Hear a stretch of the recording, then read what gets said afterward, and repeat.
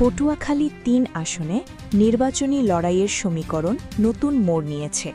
এই আসনে গণ অধিকার পরিষদের সভাপতি নুরুল হক নূরের প্রার্থী হওয়ার ঘোষণার মধ্যে স্বতন্ত্র প্রার্থী হিসেবে মনোনয়নপত্র সংগ্রহ করেছেন বিএনপির কেন্দ্রীয় নেতা ও ঢাকা বিশ্ববিদ্যালয় ছাত্রদলের সাবেক সভাপতি হাসান মামুন। সোমবার ২২ ডিসেম্বর দুপুরে তার পক্ষে উপজেলা বিএনপির নেতাকর্মীরা এই মনোনয়নপত্র সংগ্রহ করেন। একই আসন থেকে ডাকসুর সাবেক ভিপে নুরুল হক নূর তার দলের ট্রাক প্রতীক নিয়ে নির্বাচনের ঘোষণা দেওয়ার পর থেকে স্থানীয় রাজনীতিতে আসন সমঝোতা নিয়ে নানা গুঞ্জন চলছিল।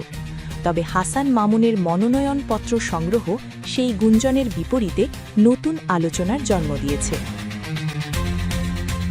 মনোনয়নপত্র সংগ্রহকালে গলাচিপা উপজেলা বিএনপির সভাপতি বীর মুক্তিযোদ্ধা সিদ্দিকুর রহমান সরাসরিই বলেন, নূর বলেছেন দু-একটি আসনের জন্য তারা সমঝোতায় যাবেন না। তিনি নির্বাচন করুন বা না করুন, আমরা হাসান মামুনের পক্ষেই থাকব।